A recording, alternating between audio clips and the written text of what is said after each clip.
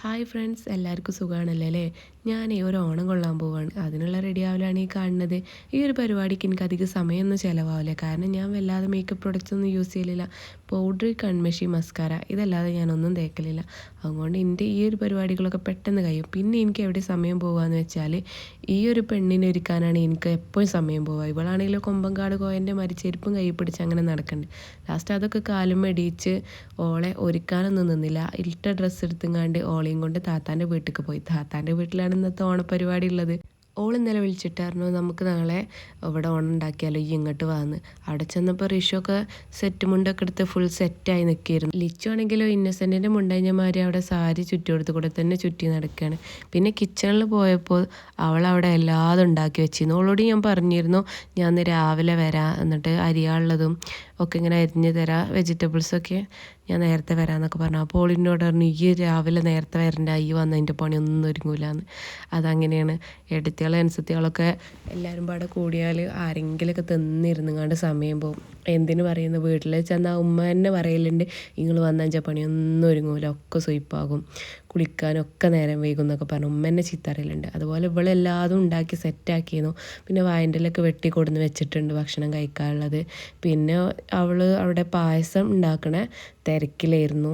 ബാക്കിയൊക്കെ ഉള്ളു റെഡിയാക്കിയിട്ടുണ്ടായിരുന്നു. പായസം കൂടി ഉണ്ടാക്കിയ ഒക്കെ സെറ്റായി. സച്ചുദ ക്ലബ്ബിൽ നിന്ന് ഓണപ്പരിപാടിൻ്റെ ഓരോ ഭാഗങ്ങളായിട്ട് അങ്ങോട്ടും ഇങ്ങോട്ടും നടക്കുന്നുണ്ട്, സെറ്റും കൊണ്ടൊക്കെ എടുത്ത്.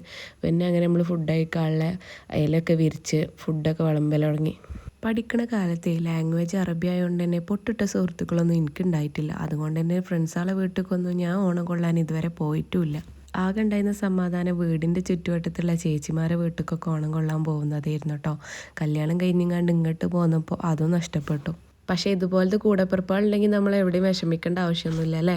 അങ്ങനെ അതാ ഞാനും സെറ്റ് സാരിയൊക്കെ എടുത്തുകൊണ്ട് കുറച്ച് ഫോട്ടോസും വീഡിയോസൊക്കെ എടുത്ത് ഫുൾ സെറ്റാക്കി. പിന്നെ നൈലൂന് പട്ടുപാവാടയും കുപ്പായൊക്കെ ഇടിയിച്ച് ഓളെയും കുറച്ച് ഫോട്ടോസും വീഡിയോസൊക്കെ എടുത്തു.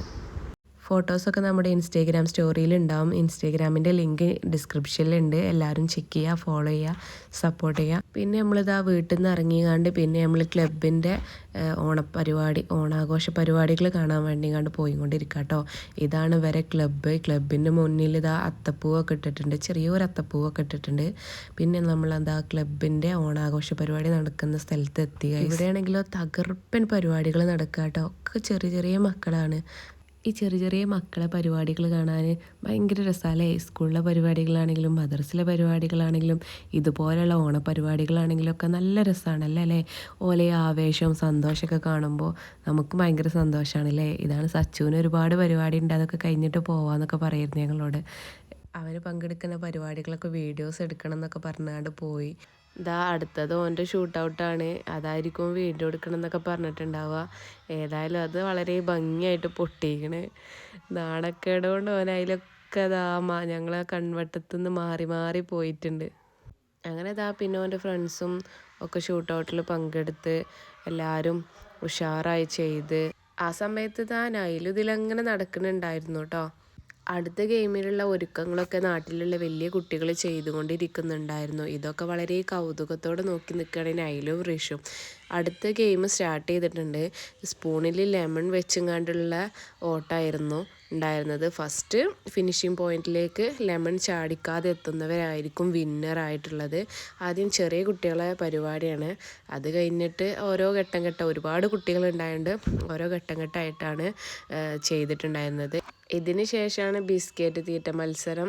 ബിസ്ക്കറ്റ് തീറ്റ മത്സരം എന്ന് പറയാൻ പറ്റുമോ അറിയില്ല. ബിസ്ക്കറ്റ് കൈയൊന്നും തൊടാതെ ചാടി കടിക്കണ ഒരു ഗെയിമായിരുന്നു. നല്ല രസമായിരുന്നു കാണാൻ. അതിനിടയ്ക്ക് സച്ചുവിൻ്റെ ഗെയിം സ്റ്റാർട്ട് ചെയ്തു. ഞാൻ വീഡിയോ ഓണാക്കുന്നതിന് മുന്നേ തന്നെ അവൻ കടിച്ചു. ഓന് വിന്നറായി സെലക്ട് ചെയ്തിട്ടുണ്ട്. ഓന് കടിച്ചു. ഓനോട് അവിടെ വിന്നറായതുകൊണ്ട് അവിടെ പോയി ഇങ്ങോട്ട് പേരൊക്കെ കൊടുക്കാൻ പറയുന്നുണ്ട്.